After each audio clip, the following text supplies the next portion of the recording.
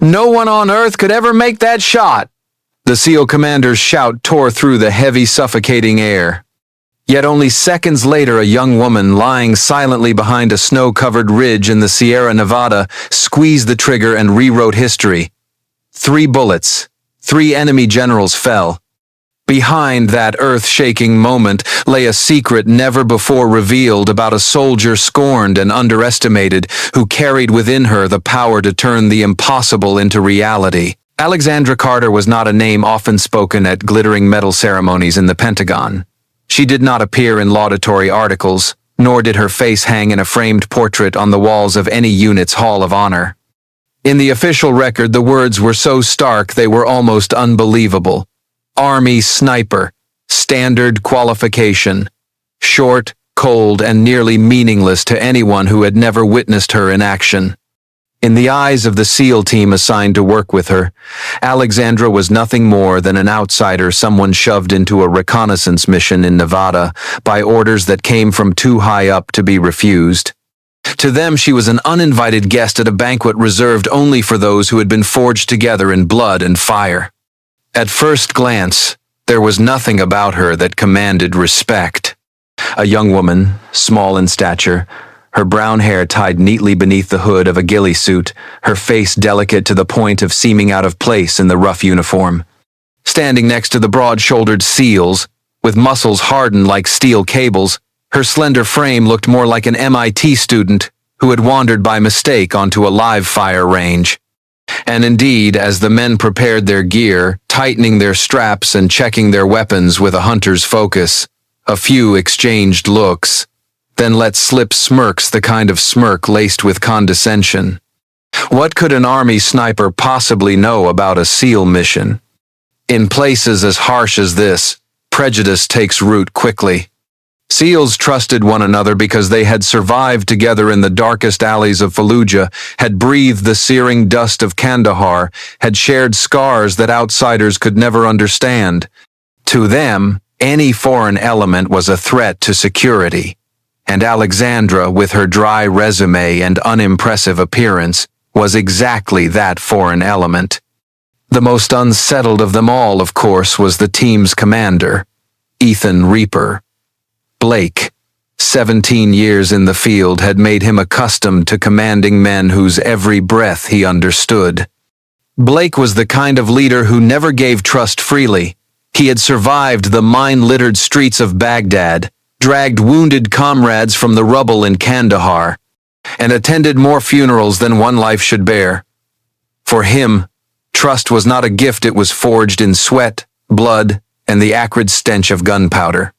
That was why Alexandra's presence felt like a scratch across the polished armor he had built around his team. In Blake's mind, she should do nothing more than sit quietly, observe, and above all, avoid disrupting the rhythm he had maintained for years. He had no use for a laboratory genius to throw his hard-earned balance into chaos. The irony, however, was that Alexandra's calm demeanor only made them more uneasy. While the SEALs clenched their jaws, cinched their straps, and checked each round of ammunition with the precision of hunters, the small young woman simply laid a weatherproof notebook across her knee and scribbled a few mathematical symbols no one else could decipher. One of the snipers whispered under his breath, "She's probably doing homework." The group chuckled quietly, just enough to break the tension, but also enough to underline the fact she didn't belong here. And yet, Alexandra paid it no mind. She was used to skeptical stares, so used to them, in fact, that they no longer cut into her skin. They skimmed over her like the hot Nevada wind skimming the sand. To her, the doubts of others were nothing more than background noise for the equations running endlessly in her mind. Outsiders might think she was distracted, but in truth, every detail, the direction of the wind, the angle of light, the elevation, the air density was being processed in her brain faster than any pocket calculator. Her silence made the team restless. In the SEAL world, silence was often taken as arrogance, but for Alexandra, silence meant focus, and that difference was enough to deepen a gap that was already too wide. Blake cast her a sidelong glance, his eyes caught between suspicion and irritation. In 17 years, he had met some of the finest snipers in the world, Marine Scout snipers, Army Special Forces marksmen, even CIA paramilitary sharpshooters. They all shared one trait, a gaze hardened by experience, either cold as steel or dark as an abyss. Alexandra's eyes, however, were different. They were green, clear as the spring lakes of Colorado, so quiet, so unnervingly serene. And that very serenity made Blake uneasy. Could this calmness, he wondered, be a different kind of danger? In the field, anything could kill you: a misplaced shadow, an unintended sound, a single, unreliable person. Blake believed Alexandra would not endanger the enemy, but he feared she might endanger the team with inexperience. At least, that was what he believed in that moment. Ironic, isn't it? While Blake told himself she should remain still and do nothing, it was that very silence of hers that was about to rewrite the next chapter of the war. And perhaps American audiences know this scene all too well. When someone is dismissed, judged by doubtful eyes, yet quietly carries within them something the entire world never expected. Carter was anything but ordinary, though every official record tried to paint the opposite picture. Beneath the shell of a so-called standard sergeant was a story few had ever heard, and even fewer could believe. She was born in Boulder, Colorado, a small town at the foot of the Rocky Mountains, where the winter skies were so clear you could see the entire Milky Way. Her house was nothing like the others in the neighborhood. In the living room, instead of scenic paintings, there were blackboards covered in mathematical symbols. The kitchen table didn't just hold dinner.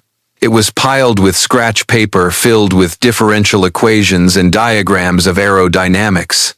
For Carter, childhood was not defined by dolls or stuffed animals, but by evenings listening to her father talk about ballistic trajectories and her mother lecturing on atmospheric pressure.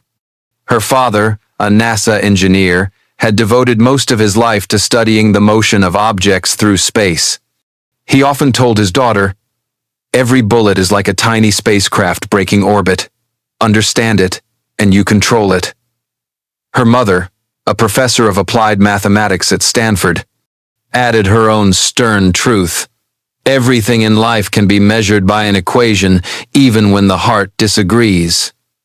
And so Alexandra grew up in the midst of a strange combination, the cold logic of science, and a quiet love for absolute precision. In her teenage years, while her classmates were busy playing basketball after school or stumbling through awkward dates, Carter spent her time tinkering in the garage. Instead of hiding music magazines under her bed, she hid notebooks full of aerodynamic sketches. Once, the neighbors panicked when smoke rose from the garage. It turned out she had built her own air rifle to test a problem in firing angles. Her physics teacher called her a mathematical brain in a soldier's uniform, while her classmates shook their heads. Who works out equations while eating pizza? That brilliance, however, also made her an outsider. Her peers couldn't grasp the odd joy of a girl who could sit for hours calculating how many inches a bullet would drop if fired from the school roof down to the basketball court. To them, Carter seemed strange, as if she lived in a different world, a world where every number had weight, and every shot was a piece of music. Behind that isolation, though, lay a rare quality, unshakable patience. When others quit after a few minutes, she remained for hours until she found the right solution. When someone grew frustrated at a wrong answer, she treated it as valuable data for another attempt. Years later, in dust-filled military bases, that same quality became a silent weapon, an iron steadiness that pressure could never crack. But intelligence and patience don't always bring understanding. In school, Carter was rarely chosen for a team. At parties, she often stood in the corner holding a glass of water instead of beer, listening to laughter while her mind solved the last steps of an equation. A few times, she tried to join in, explaining how wind resistance could alter the arc of a basketball shot. The result? Her friends burst out laughing, and she blushed, retreating in silence. Truthfully, Carter longed to belong. But the only way she knew to connect with the world was through numbers, and the world was rarely patient enough to wait for her explanations. That perhaps was why Carter chose the military. In the armed forces where everything was measured in results, her strangeness suddenly became useful. No one cared how much of an outsider she was, as long as her bullets struck their mark. On the range, Carter said little, but every time she pulled the trigger, she spoke for herself with flawless precision. Even so, the public files still listed her as a sniper of standard qualification. Her real accomplishments, her classified missions, were locked away in drawers even many senior officers were never permitted to open. Every so often, when a teammate asked about her past, Carter would simply smile and change the subject. But those who paid close attention noticed the small item she always kept beneath her heavy uniform, an old, battered dog tag, so scratched it was almost unreadable. No one knew who it had belonged to. She never explained. It was her secret, a fragment of a story much larger than herself. American audiences can imagine the feeling. A child growing up with a gift so unusual it is both blessing and burden. A young woman, stepping out from her family's mathematical laboratory into the battlefield, carrying numbers as her only weapon. And now, as she sat silently among the SEALs, all they saw was her slight frame, while the truth of who Carter really was remained hidden behind it all. In the military, the name Alexandra Carter rarely appeared in official reports. If it did, it lay quietly buried somewhere in faint lines of text. Because every time Carter was involved, her achievements were never made public. High-value targets that vanished from the battlefield maps were always stamped with non-existent. Her comrades only ever heard whispered stories of a sniper with the codename Phantom, a silent ghost who fired, then disappeared, leaving nothing behind but astonishment and rumor. Rumors in the military spread easily, but with Carter, they became a thicker fog that concealed the truth. Some claimed Phantom was nothing more than a myth invented to bolster morale. Others swore they had seen her drop a target from a distance no ordinary scope could reach. But all of it stopped at mere stories. No evidence, no confirmation. Only a ghost with the body of a young soldier, silent eyes, and a mysterious notebook she always carried at her side. Once, during an operation in the Arizona desert, under the searing heat and the wind whipping sand into their faces, Carter stopped. At her feet lay something small, half buried in dust, an old dog tag worn and bent, its name nearly unreadable. She bent down, picked it up, brushed it gently, and blew away the grains of sand. For a brief second the tag glimmered under the harsh sun, as if insisting it had once belonged to a real human being, someone who had lived, fought, and then quietly disappeared. Her teammates watched, some shrugging. To them it was nothing more than a meaningless piece of metal.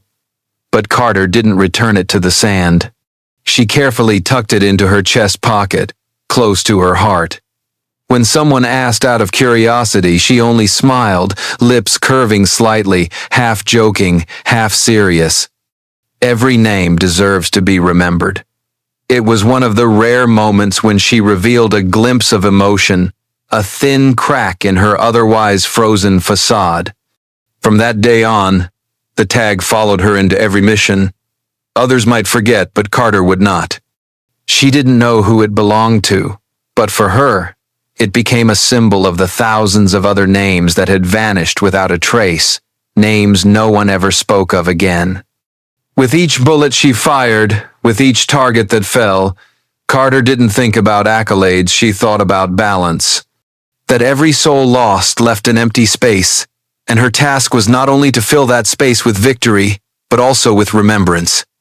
That was why, in moments when others basked in triumph or in the noise of celebration, Carter would often step quietly aside. She opened her weatherproof notebook.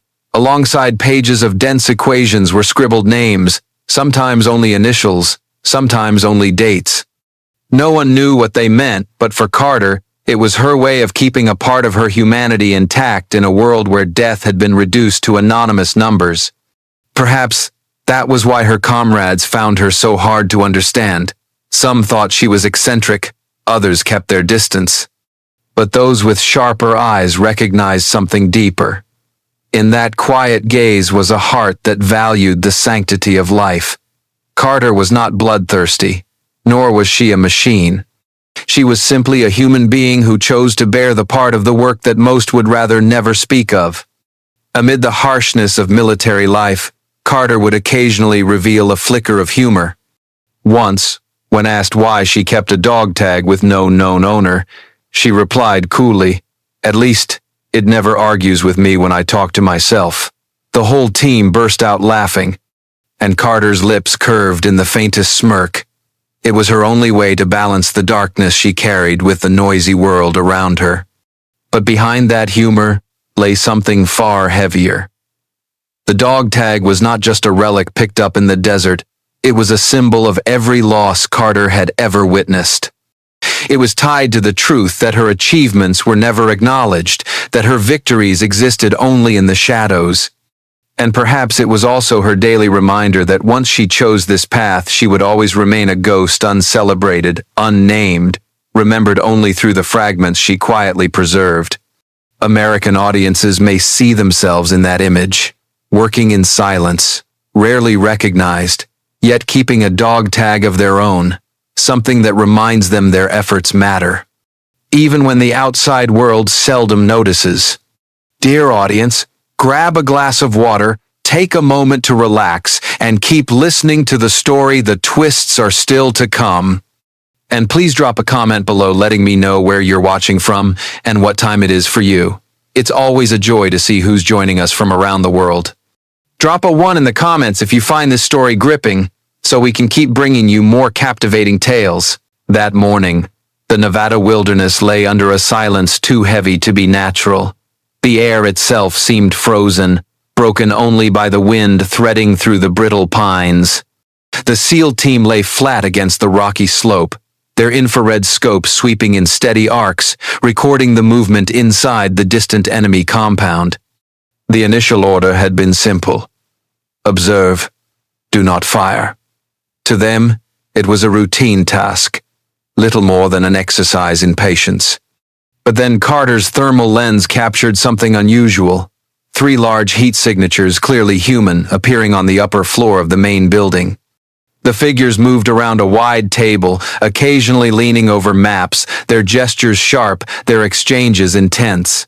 Even through the grainy screen, there was no mistaking them men in command. 3 enemy generals. The news spread quickly through the comms. No one raised their voice, but a single glance at the eyes of the SEAL operators told the truth. This was no longer a simple reconnaissance. If those 3 heads were to vanish, it would carve a devastating fracture into the enemy's chain of command. Blake scowled, measuring the distance with the weight of nearly 2 decades behind a rifle. 2,240 yards. The number echoed in his head like a curse. For any sniper, it was the wall between reality and fantasy. He lowered his scope and muttered dryly, "They'd have to close in at least 800 yards to stand a chance."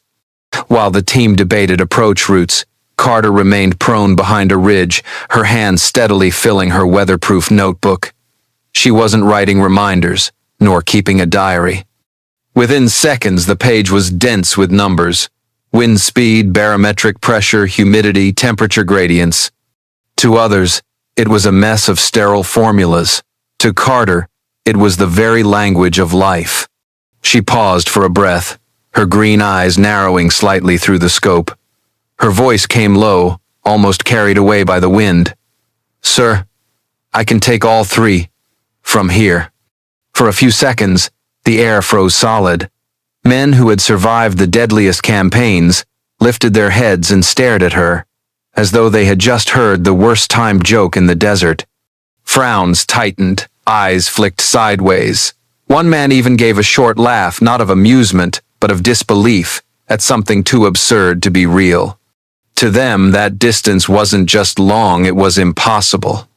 They had trained for thousands of hours, fired under the harshest conditions, but 2,240 yards sat beyond every doctrine, beyond every manual.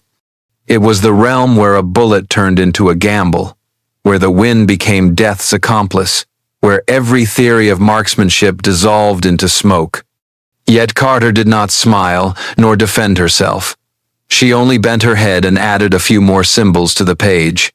She looked for all the world like a college student working on a final exam. Calm to the point of irritation, even Blake felt it gnawing at him. In that moment, amid the weight of the mission, her composure carried a strange kind of humor. A few SEALs exchanged glances, muttering under their breath, "She thinks this is math homework." But it was precisely that math homework that made Blake falter. He had seen enough to know that true confidence and delusion were separated by the thinnest line. Carter showed none of the signs of delusion. Her eyes were steady, her breathing slow, her hands unwavering. Together, they painted something more unsettling than arrogance. She believed she could do it. Inside Blake, two currents clashed. One, the hardened voice of experience, screamed that this was madness to let her try, would squander their chance and perhaps their lives.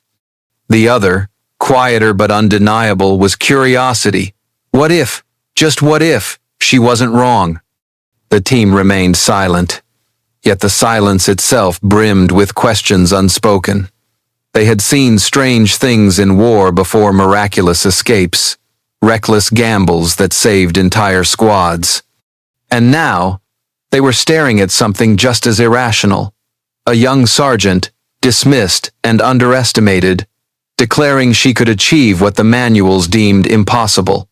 In all that tension, Carter remained unchanged. Her eyes stayed locked on the distant figures through the scope, as if the entire world had shrunk down to those three silhouettes.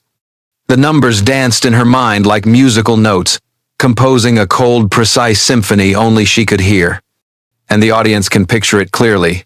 Battle-hardened SEALs, tough as desert cactus, hesitating at the impossible distance, while Carter, small and silent, saw it only as an equation waiting to be solved. Time itself seemed to stop as Carter laid her weatherproof notebook down on the jagged stone ground. The book, its corners frayed and stained with sweat, held within it thousands of hours of notes, complex equations, trajectory diagrams, numbers so dense that most people could not begin to understand them.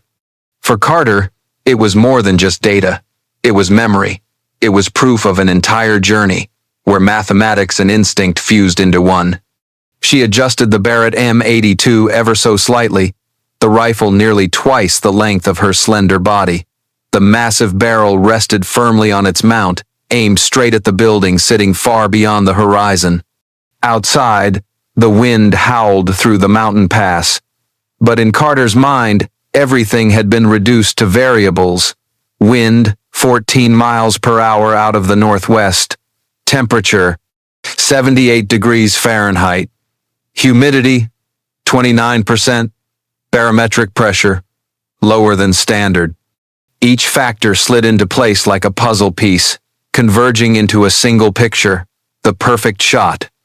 The other SEALs watched the scene with eyes caught between tension and disbelief. To them, the entire moment felt like a reckless game of chance. A young sergeant, an absurd distance, and a mission where failure would mean their exposure. Someone shook his head quietly, as if bracing himself to witness a moment that could be called history or disaster. Carter closed her eyes briefly and drew in a long, steady breath. When she opened them again, everything had shifted. Her heartbeat slowed, steady, as a military chronometer. Her breathing fell in rhythm with the rifle's pulse, and the world outside collapsed into nothing but three distant figures. In that state, Carter seemed to transform, half human, half machine, yet still carrying the undeniable resolve of a human heart. The first shot. Her finger pressed the trigger, as gently as plucking a string on an instrument. The massive round exploded from the barrel, its thunder splitting the silence. In 2.4 seconds of flight, it streaked through the air like a meteor, defying headwinds, defying the Earth's rotation. Through the scope, Carter saw her first target, General Rashid, collapse over the conference table. The map before him was drenched red in a single heartbeat. The second shot. Without a flicker of hesitation, Carter pulled back the bolt, chambered another round, and within the same breath, the Barrett roared again. General Khalil, who had just lifted his head in shock, had no chance to comprehend before he crumpled, blood spraying across the very battle plans he had been guarding. The time between the first and second shot, less than 5 seconds. The third shot. This was the true test. The last target, General al-Zahrani, bolted for the window, his body moving in frantic desperation. For most marksmen, hitting a stationary figure at this range was already a miracle. Hitting a moving one bordered on absurdity. But Carter did not see chaos, she saw only an equation. She led the barrel ahead of him, calculating speed, wind shift, and the 2.4 seconds it would take for the bullet to reach its mark. When she pulled the trigger, it felt as if the whole world was holding its breath. The final thunderclap rang out. And then, through the scope, Carter watched as al-Zahrani slammed against the window frame, his body collapsing like a marionette with its strings cut. 12 seconds. 3 shots. 3 generals. The entire SEAL team fell silent. Not one man moved. Some forgot to breathe. Others forgot to blink. For that brief moment, even war itself seemed to pause. Blake, the battle-hardened commander, lowered his binoculars. His calloused hands trembled, a rarity in 17 years of combat. His voice rasped out, hoarse and raw, like a confession. God, she actually did it. A wave of silence spread across the formation. These were men who had witnessed the most brutal things war could offer, and yet now they were subdued by 3 precise shots. A strange mix churned in them, part admiration, part shock, and not a small measure of fear.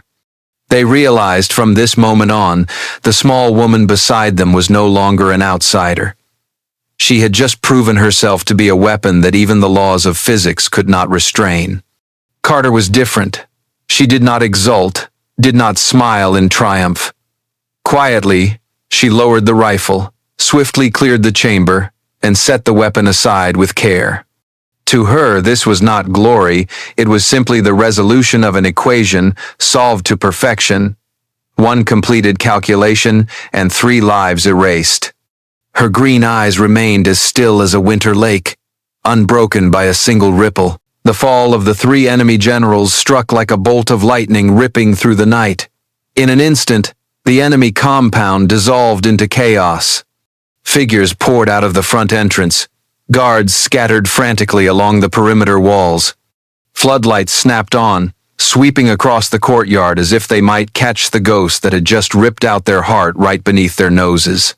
Sirens blared, harsh and ragged, but the louder they wailed, the more obvious the despair became. They could stack layer upon layer of soldiers for defense, but no wall could shield them from a bullet that had just torn through the very laws of physics.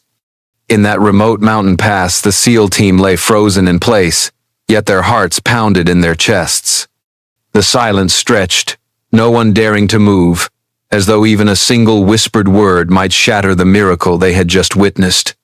And then, when it became clear that the enemy was only thrashing about in desperation, they began to glance at each other, their eyes still wide with disbelief. One man bit his lip, another gave a disbelieving chuckle, while someone else simply shook his head as if to ask, "What the hell did we just see?" Blake, the commander who had once refused to believe in Carter's presence, was the first to break free of the shock. He said little, only slowly crawling toward her, his hands heavier than they had ever felt. In 17 years of combat, he had watched comrades fall, seen enemies crumble, and survived countless brushes with death. But nothing compared to this moment. A young woman, once dismissed as an outsider, had rewritten the entire battlefield with 3 clean shots in 12 seconds. He placed his calloused hand on Carter's shoulder. A simple gesture, yet it carried more weight than any medal could. No flowery praise, no grand speech. Just the quiet recognition of a man who had once sworn never to trust anyone outside his own team. To Carter, That touch meant more than any decoration ever could. And then, as if to keep the moment from growing too solemn, one of the SEALs whispered, his voice still trembling but laced with humor, "Well, let's just hope you're not planning to use this as an excuse to make us buy you beer for life." The squad erupted in short laughter, brief but enough to release the pressure in their lungs. Amid the suffocating tension, that flash of humor reminded them they had not only survived, they had just witnessed the birth of a legend. In the days that followed, the intel came back confirmed. The deaths of the 3 generals had thrown the entire command structure into disarray. Armed groups that once operated in lockstep splintered apart, each moving on its own, like a pack of predators that had just lost its alpha. The resistance, once a looming threat across the region, collapsed so quickly that even senior officers in Washington frowned in surprise. Yet, on the official paperwork, that day's operation remained recorded in a single sterile line. Reconnaissance, no shots fired. Not a word about the rounds that had reshaped the entire conflict. No medals, no photographs. To the public eye, nothing had happened at all. But in the hearts of those who were there, the truth could never be erased. Whenever their eyes met Carter's tele-gen, there was no longer disdain, no doubt, no guarded suspicion. Instead, there was respect mingled with gratitude. They had seen the impossible become reality, and they knew they would never look at the world of war with the same eyes again.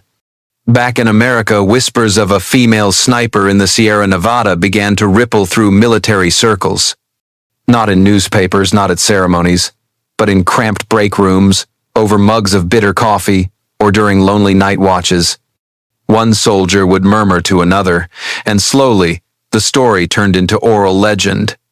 A legend without an official name, yet anyone who heard it knew she was real. Carter, as always, remained silent. She needed no flashbulbs, no public glory. Sometimes, in the quiet of an empty room, she would open her notebook and add a few more numbers. And if anyone looked closely enough, they would notice the old dog tag still resting beneath her uniform, pressed against her heart. That was her true reward. To remember. To hold on, even if the world chose to forget. And so the question lingers for us. Between public glory and silent recognition, which would Carter choose? Perhaps she had already made peace with being a ghost, the kind that, from the shadows, writes history no one else dares to acknowledge. Many years had passed since the day the SEAL team lay hidden in the Nevada mountains, watching 3 bullets alter the entire course of a war. The world had moved on. Newspapers wrote of peace treaties, of shifting statistics, of news broadcasts repeating the endless cycle of conflict. But not a single line ever mentioned Alexandra Carter. Her name did not appear on award lists, nor was it read aloud at solemn ceremonies. To the government, that story had never existed. And yet, on a quiet morning at Arlington National Cemetery, a simple scene brought it all back. Among hundreds of bright bouquets, each tagged with the names of their senders, there was one small bunch of white flowers, without a card, placed beneath the memorial wall. Resting on top was an old battered dog tag, its engraving so worn that only a few faint letters remained. To passers-by, it might have looked like a forgotten keepsake. But to anyone who had ever heard the story of Phantom, they knew. It was no mistake. It was a trace of memory, proof of someone who had never vanished from the hearts of silent witnesses. No one knew who had placed the flowers there. Perhaps it was a former SEAL who had crawled beside Carter beneath the cold rocks. Perhaps it was an intelligence officer, one who had understood that those 3 bullets toppled an entire region. Or perhaps it was simply a young soldier who had once heard the whispered tale in a break room, wanting to show gratitude to a nameless figure. Whoever it was, the gesture carried the same message. Heroes do not always have portraits on walls, but they endure, immortal in memory. Alexandra Carter, the name absent from every official file, had become an unofficial symbol within the military. In small bars, near bases, when veterans lifted their glasses, sometimes one would tell the tale of the female sniper in the Sierra Nevada. They would never say her name outright, but the truth shone in their eyes. Each time the story was retold, listeners shivered half in doubt, half in awe before bursting into laughter when someone added, "If she heard us, she'd probably just shake her head and go back to scribbling numbers in that notebook of hers." That touch of humor only made the story feel more real, as if Carter were still there, calm and humble. Carter Phantom had never lived for recognition. For her, titles meant nothing compared to knowing that every round she fired was true and that her teammates returned alive. Yet the truth was undeniable. She had left a mark that would never fade. In a single moment, in 12 fleeting seconds, she had taught the world a lesson that there are those who, though dismissed, though officially recorded as standard, are precisely the ones who make the impossible inevitable. And American listeners might ask themselves, in their own lives, how many Carters exist in silence? People who never step on stage, who never hold a microphone, but who each day quietly shoulder the burdens no one else dares to, so that others may rest secure. At Arlington, the white bouquet is still replaced each year. The old dog tag grows fainter with time, yet sharper in the minds of those who know the tale. It has become a symbol of healing, proof that even when official history chooses silence, human memory finds its way to honor, to preserve, and to mend. And perhaps that is the highest recognition Carter ever received. No noise, no spotlight, only the quiet respect of the kind of glory every true hero deserves. So if one day you pass through Arlington and see that small white bouquet with its nameless dog tag, will you pause, bend down for a moment, and whisper a thank you to the one who proved that sometimes the impossible is precisely what must be done? And you, my dear audience, brace yourselves for the next twist in this jaw-dropping story. So, before you get too cozy, take a moment to like the video and subscribe, but only if you're truly loving what I'm doing here. And drop a comment below letting me know where you're watching from and what time it is for you. It's always a thrill to see who's joining us from all corners of the globe. On the freezing slopes of the Hindu Kush, 8 U.S. Navy SEALs were trapped under the enemy's crossfire. The commander shouted in despair, bullets tearing past his ears. Amid the chaos, a woman calmly adjusted her scope. Just 5 minutes later, all 12 enemy fighters had fallen, one by one. The person who turned the tide, saving the entire team, was the very same woman who only hours before had been mocked. She's not good enough to survive. This is the true story of Madison Crosswell, the most underestimated sniper in SEAL history. In the U.S. military, where every mistake can be paid for in blood, trust is the most precious currency. Yet Madison Crosswell, a brilliant sniper, lived inside a bitter paradox. She had a flawless shooting record, broke distance records in every long-range competition, and still, trust from her teammates had never existed. To many, she was not a real warrior, but merely a symbol of progress, a convenient checkbox to prove that America's special operations had opened its doors to women. In tactical meetings, Maddie often sat quietly at the far end of the table, sometimes twirling a pencil in her hand the way students kill time in class. Maps were spread wide before her target symbols, wind directions, approach routes. She could immediately spot the holes in a plan, but every time she thought of speaking, the subtle stares of senior officers reminded her wordlessly, "It's not your turn." Whispered comments followed, half mocking, half pitying. She was only there to fill the gender column in the report. The training grounds offered no reprieve. While her male teammates flexed their muscles and slapped each other's backs like football players after a touchdown, Maddie was assigned to stand far away, observing. Her job was little more than a gatekeeper's role. Shoot anyone who tried to run or secure the perimeter once things were already safe. In other words, when the real gunfire began, she usually wasn't there. And of course, not being there also meant no one remembered her when the stories of heroism were told. The harshest critic of all was Commander Holloway, a living monument of the SEALs, with more than 20 years of combat and 3 Bronze Stars. In his eyes, war was a stage for brute force and aggression, where bold charges defined courage. Maddie's composure evoked in him not strength but weakness, more like a university lecturer lost on the battlefield than a warrior on the front line.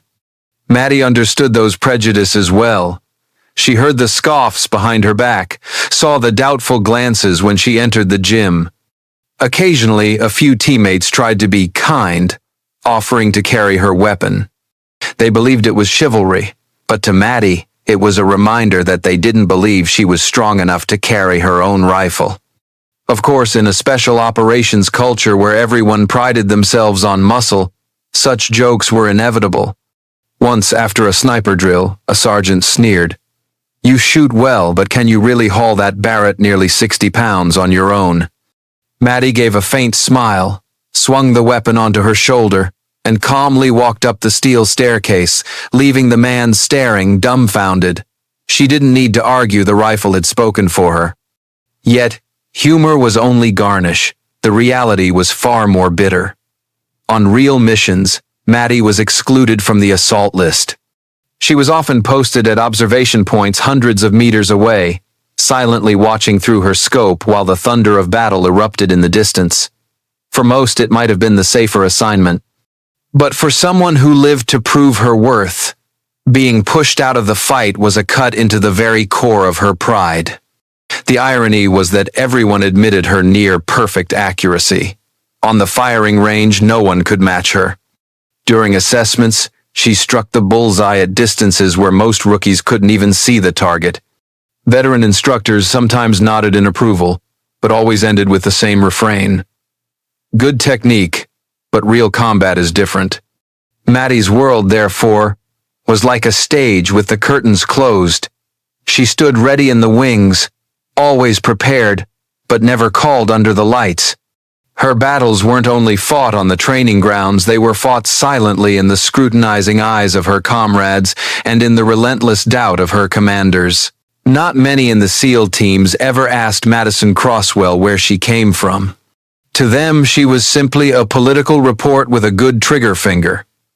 But her past, had anyone cared to look, read like a novel written in the ice of Alaska, harsh, solitary, yet carrying a strength beyond belief. Madison was born in Fairbanks, Alaska, a town where winter seemed endless, where sunlight appeared only as a rare gift. Her mother died in a car accident when she was 8. Her father, Robert Crosswell, a former Green Beret and legendary sniper, decided to leave the city behind, choosing a wooden cabin deep in the snowy forest to begin again. To him, the city was nothing but a reminder of loss, while the unforgiving wilderness was the only place that could teach a person how to stand firm. Maddie's childhood was unlike that of any other child her age. Instead of playgrounds, shopping malls, or ice cream shops, her days were spent trudging through snow to follow deer tracks, waiting in silence for brown bears by frozen riverbanks, and lying motionless for hours in wooden blinds in the forest, all for the single instant she would be allowed to pull the trigger. Her game of hide-and-seek was not with friends, but with wolves. Her math exercises weren't on paper, but in calculating wind drift when a tin can dangled between 2 tree trunks. Robert Crosswell was not only a father, he was a relentless teacher. Every shot, every step, every way, Maddie pressed her ear to the ground to listen for the herd's movement. All of it was under his watchful eye. He repeated a philosophy that would later become the backbone of her career. Anyone can hit a target when the skies are clear and the wind is still. A true marksman is the one who hits when everything is against them. To prove his point, he created lessons that were both maddening and unforgettable. Once, when Maddie was just 13, he took her to a windswept ridge. He pointed to a tin can hanging from a branch. "Shoot it." As she steadied her aim, the wind gusted hard, tossing the target wildly. Instead of waiting for calmer air, Robert nodded. "Fire." Life never waits for perfect conditions. The bullet missed. The can fell. He only smiled, picked it up, hung it back, and said, "A mistake is only useless if you learn nothing from it." Those lessons shaped Maddie into someone who could wait for hours in the freezing cold without moving, who could read the wind just by watching how a snowflake fell, and who could sense the subtle shifts of the forest as though she were part of it. But her childhood was not only stern discipline. Amid the military harshness, Robert knew when to lace it with warmth. One winter morning, while Maddie buried her chin deep in her coat, he slipped a steaming mug of cocoa into her hands and, with a straight face, declared, "The real secret to surviving the snow isn't your gun. It isn't your knife, it's cocoa. Never forget that." The little girl laughed, and that rare spark of gentleness became one of her dearest memories. By 15, Maddie could bring down a caribou at distances where seasoned hunters struggled. By 17, she could live alone in the wilderness for weeks, building shelters, trapping fish beneath the ice, moving across rugged terrain without leaving a trace. Her father called it the reserve of life, the skills that would save you when bullets and rations were gone. More important than any skill were the fireside talks about responsibility. Robert always insisted, pulling the trigger was the easy part. The hard part was knowing when to fire, when not to fire, and living with the consequences of both choices.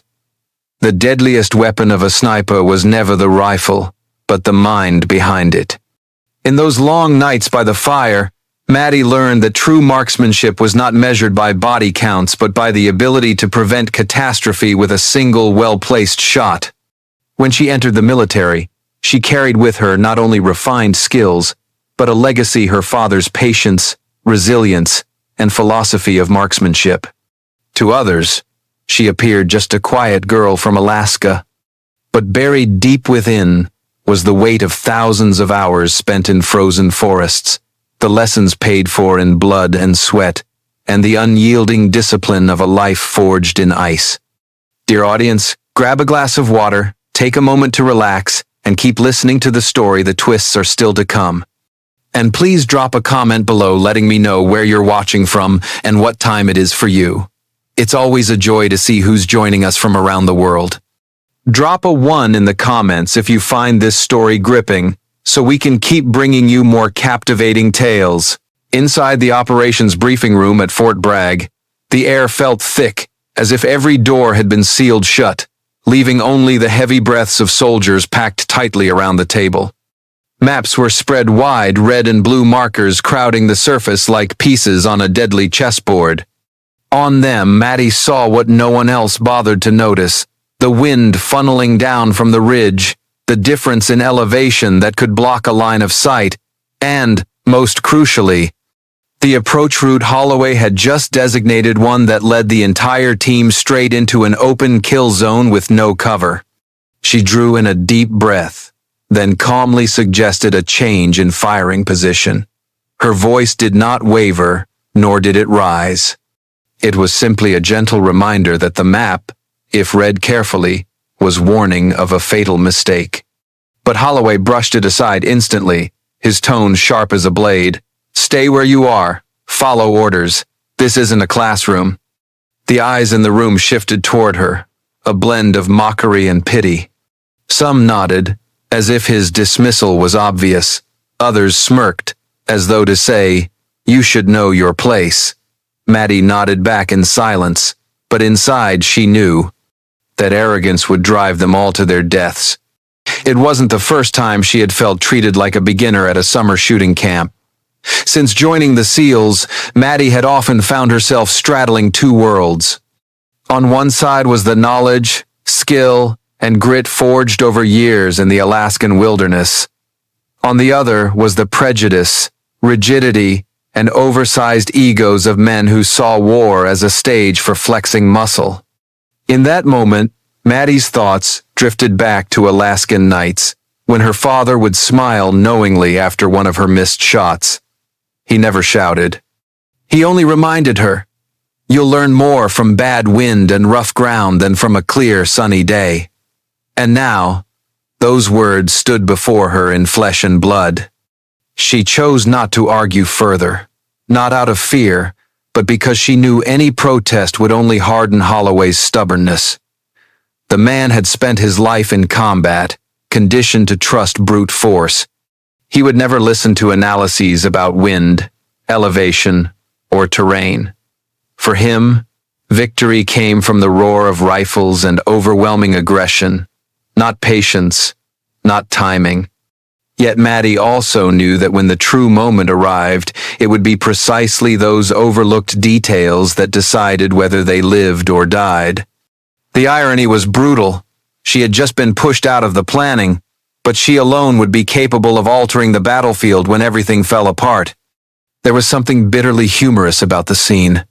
A female sniper sitting quietly in the meeting room like a shadowed tree, while men around the table sketched bold plans as if they were playing Go.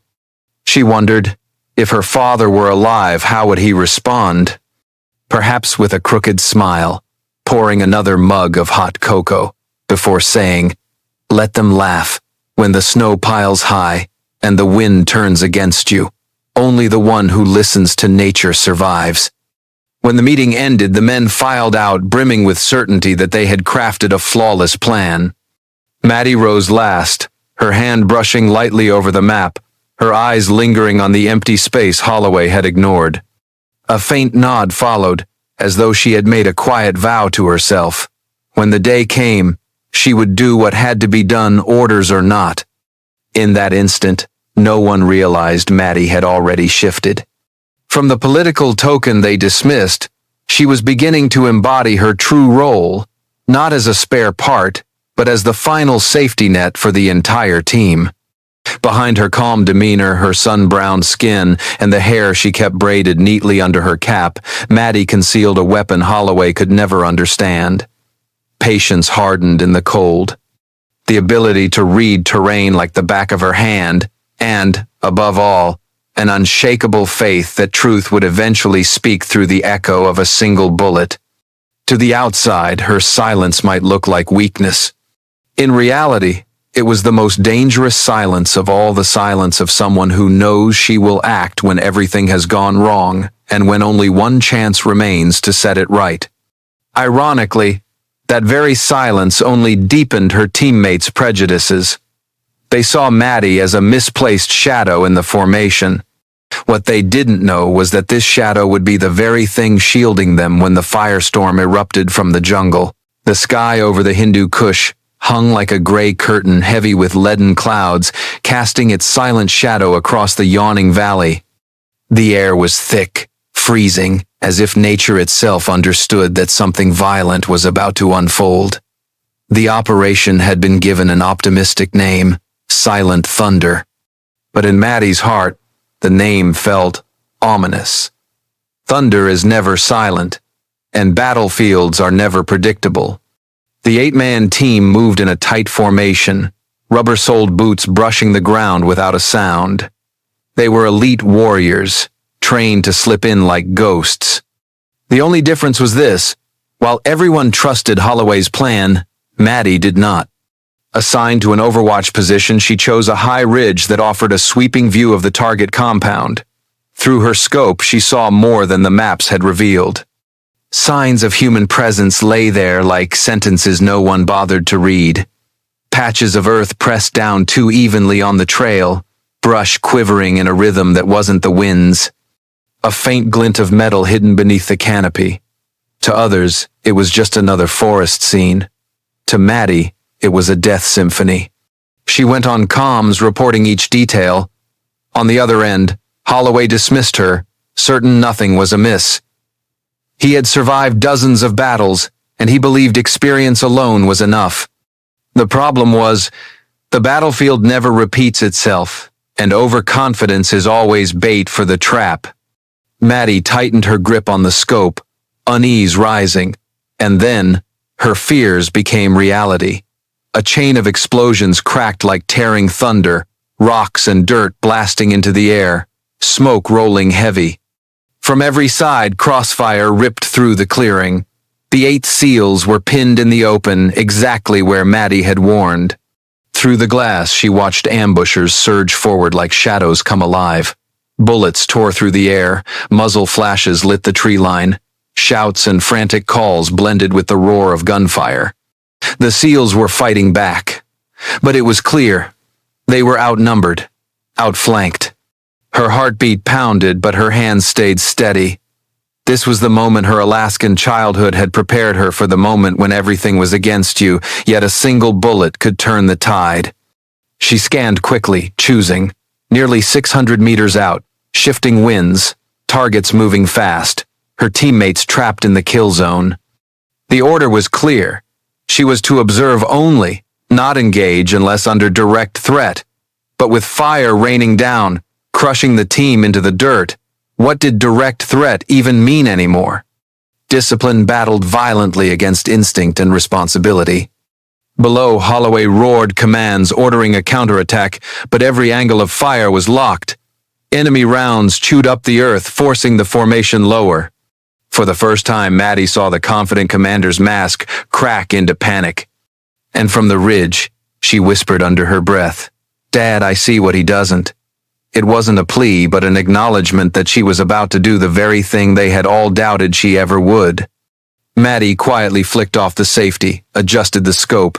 She inched along the dials, as if even the wind itself were testing her resolve. A figure appeared clearly, the enemy leader, radio in hand, cutting the air with sharp commands. If he lived, the ambush would continue seamlessly. If he fell, chaos would ripple through their lines. She held her breath, heart slowing, Alaskan memories flooding back, the days of trudging through deep snow, nights waiting endlessly for prey. Everything gathered into this moment. The rifle cracked, the bullet slicing through the icy air, cutting across the storm of gunfire. The man crumpled instantly, radio tumbling from his hand. The battlefield shook, not only from the shot, but from the shock. Enemy fighters staggered, heads snapping upward, searching for the phantom marksman whose precision bordered on terrifying. For a few brief seconds, the rhythm of the assault faltered. Maddie knew she had carved an opening for her team, but this was only the first shot. Through the thick haze of smoke and the thunder of gunfire rolling across the Hindu Kush Valley, Maddie moved as if the entire forest had become her ally. Every step was measured, pressing silently into the earth, slipping behind tree trunks, weaving through dense thorn brush. The rifle, weighing more than 50 pounds, bore down on her shoulder, yet to her it was nothing more than an extension of her own body. Perhaps, in the eyes of her teammates, Maddie was just a political token, but in this moment, she was the only one holding the power to decide between life and death. She chose a high outcrop where the wind whipped hard against her, but the vantage was perfect. She set the rifle down, pressed her cheek against the stock, her breath slowing, heart steadying to its familiar 60 beats per minute. The world shrank into the narrow circle of her scope. Below, 12 enemy fighters tightened the noose, closing in with the precision of claws snapping shut around prey. The first shot, and perhaps the most crucial, was aimed at the man clutching the radio, signaling orders. The bullet cut through the smoke, slammed into his chest, the radio and binoculars falling from his hands, his body collapsing like a severed wire. The entire rhythm of the ambush faltered at once. Maddie knew chaos had begun. In less than 3 seconds, she adjusted. The second shot at the machine gunner, the one who had been hammering the SEALs beneath relentless fire. Suddenly, silence. The heavy barrel tipped aside, leaving her teammates a chance to breathe. The third and fourth shots followed in swift succession, striking down 2 men crawling closer through the underbrush. They had believed themselves hunters, yet, in a heartbeat, they became prey. If anyone had been calm enough to watch from afar, they might have thought Maddie was playing music, each report of the rifle striking like notes in a pre-written score. Bullets still screamed overhead, trees splintered, smoke and dust thickened the air. But in Maddie's mind, time slowed. She heard no chaos, only the whistle of wind through the ridges, only the steady cadence of her own heartbeat. It was just like Alaska, silent, taut, and hinging on a single shot that could decide everything. The 5th round was a test of finesse. An enemy hid behind a thick trunk, leaving no more than a sliver of space, smaller than a palm's width. Maddie lowered her breath, adjusted her angle, and squeezed the trigger. The bullet threaded the gap, ending him in an instant. A faint smile flickered across her lips, not from pride, but from memory of her father. He used to joke, "If one day you hit a coin-sized target in a headwind, don't forget to send me that coin." Maddie had never sent one. But now, she had left behind something more valuable than any medal. The 6th, 7th, and 8th shots tore through the battle within seconds. 3 fighters who had been rotating suppressive fire toppled almost simultaneously. Fear rippled through the enemy line. Those who once believed they had trapped the SEALs now realized someone invisible was unraveling the net, thread by thread. When the 9th shot rang out, dropping a sniper who had leveled his sights on the team's medic, Holloway fell silent on the radio for the first time. His shouting vanished, replaced by a heavy pause, as though he couldn't believe the woman he had dismissed was the savior of them all. Maddie pressed on, never letting herself drown in emotion. The 10th and 11th shots cut down 2 men fleeing through the trees, each round clean, almost clinical.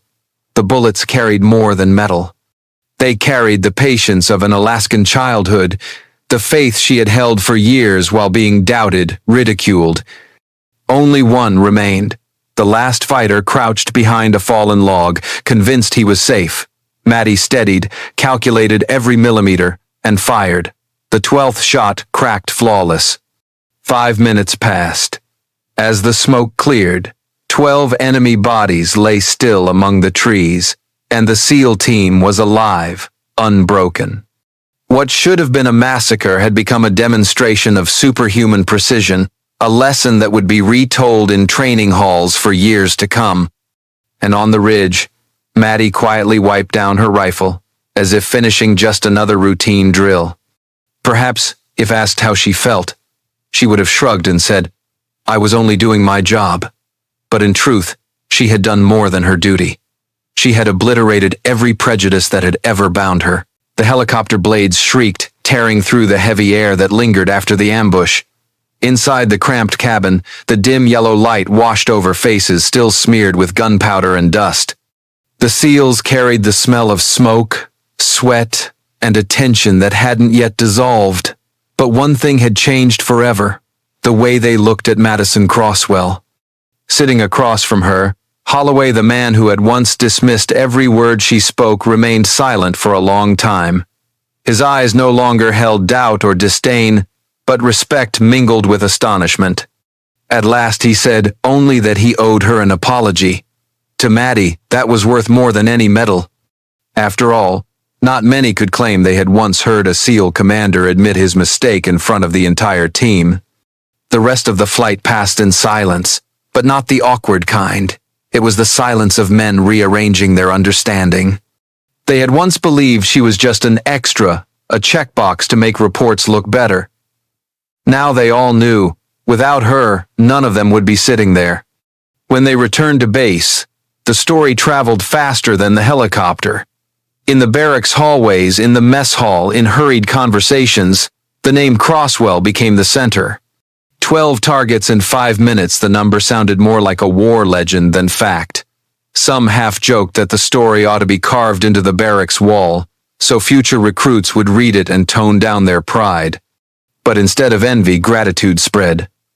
Those who had once scoffed now found their way to Maddie, not exactly to apologize, but to share a table at mealtime, or to nod as they passed by. Small gestures, perhaps, but in the tight-knit world of special operations, those gestures were recognition. In the after-action report, Maddie's achievement was recorded in the cold, clipped language of the military. 12 confirmed kills, 5 minutes, suppressed ambush. Just a handful of words. Yet for those who understood the context, it meant a miracle. That report quickly made its way up the chain of command, soon becoming training material. For Maddie, life moved more quietly. She still kept to the back of briefing rooms, still silent unless called on. But the difference was in the eyes. This time, when she pointed to the map, no one dared brush her off. Some officers even leaned forward to listen, knowing full well that what looked like a trivial detail could save their lives again. One evening, after a long day of drills, a young soldier hesitantly asked her how she stayed calm on the edge of life and death. Maddie just shrugged, then told the story of lying motionless for hours in the Alaskan woods while mosquitoes swarmed so thick she thought she might lose her mind. The group erupted in laughter, and from that night on, she carried a new nickname through the barracks, Mosquito Whisperer. A touch of humor, but also closeness and respect, things she had never known before. Even more striking was the response beyond the team. As the story of the 12 shots spread beyond the base, military journals and defense networks began to mention Crosswell's name. In a culture accustomed to images of broad-shouldered male warriors, the emergence of a female sniper who shattered every expectation became a symbol. The conversation turned not only to tactics, but to the role of women in modern warfare. Some female veterans came directly to the base, sending letters of thanks to Maddie for giving them renewed belief. Online, comments multiplied. Finally, someone has broken this wall of prejudice. For Maddie, these words didn't fill her with pride. They reminded her she was no longer fighting just for herself. And within her own team, the most profound change came from Holloway. He was no longer the commander who dismissed her views, but the one who listened closely, sometimes even nodding as she analyzed. Trust, forged from blood and 12 bullets, had become a new bond. Still, Maddie carried her quiet humility. She didn't talk much, didn't call herself a hero. When someone praised the mission, she would usually smile faintly and say, "I was only doing my job." But in her eyes, there was a calmness, the calmness of someone who finally knew the true measure of her worth. Morning in Coronado. The sky was clear, California sunlight spilling across the campus of the Naval Sniper Academy. The sea breeze carried the sharp tang of salt, brushing past American flags snapping loudly against the main mast. Inside the training hall, rows of benches were set in perfect order, a class of recruits sitting in absolute silence. On the wall hung a large framed photograph. 12 shots, silent thunder, Crosswell. They had heard the story, they had read the report. But what stilled the entire room was not the photograph, it was the door that opened. The person who stepped in was none other than Staff Sergeant Madison Crosswell, the woman they half-whispered about with a name balanced between legend and myth, the ghost of Hindu Kush. Maddie wore no polished uniform, no glittering medals, just plain training gear, her hair pulled neatly back. Yet each step she took rang firm and steady, making the entire hall unconsciously sit straighter. Young eyes turned toward her, some with admiration, some with doubt, and some with a question lingering silently. Did this woman truly turn the tide of an entire battle? She did not begin with grand speeches. Instead, she stood quietly for a few seconds before the framed photograph, as if she herself was looking back at that moment. Then Maddie turned, her gaze sweeping across every young face. Her voice was low, warm, steady, not loud, but powerful enough to slice through every layer of silence. Never underestimate a person because of gender or appearance. In the moment between life and death, it is resolve and precision that decide who stands and who falls. No one moved. The words echoed like an order that could not be denied. Some recruits nodded slowly, others tightened their grip on their rifles, perhaps already imagining their own future battles. In training sessions, Maddie taught more than marksmanship. She taught them how to endure swarms of mosquitoes through an entire night without twitching, how to read the wind by watching the bend of grass, how to sense an enemy even when the eyes could not see. More importantly, she taught patience the invisible weapon her father had once passed to her in the frozen forests of Alaska. Sometimes, amid the strain of drills, Maddie sprinkled in humor to ease the tension. Once, a recruit complained about having to lie motionless in the grass for 4 hours. Maddie only smiled, then told how her father once made her lie in the snow for 6 hours straight, mosquitoes buzzing in her ears, just to wait for a deer to appear. The class erupted in laughter, and from that moment on, they learned how to endure silence without complaint. Yet behind the laughter lay the deeper lesson. Maddie wanted them to understand. A true sniper is not defined by pulling the trigger, but by knowing when to pull it. Because the battlefield never forgives impatience. Gradually, the name Crosswell stopped being tied only to 12 shots in history. It became a program, a method, a philosophy. Among the recruits, the saying spread, "If you want to know what it means to control the battlefield with silence, learn from Crosswell." Beyond the military, Maddie's story continued to ripple outward. The press called her living proof of equality in modern warfare. Female veterans saw her as a symbol. To everyday Americans, she was no longer just the sniper of a single ambush. She was proof that strength does not always come with muscle. At ceremonies of honor, Maddie often declined long speeches. She accepted her medals with a bow, then quietly stepped away. Perhaps, deep down, she had never done it for glory. For Maddie, those 12 shots were simply the duty of a soldier, the duty to not let her teammates fall. And it was exactly that which made the Crosswell symbol powerful. A hero who never needed to call herself a hero. Years later, when new generations of soldiers graduated, they always remembered that first moment of seeing her in the hall. To them, Madison Crosswell was not only an instructor. She was proof that in the harshest circumstances, what matters is not who you are, but what you can do when everything stands against you.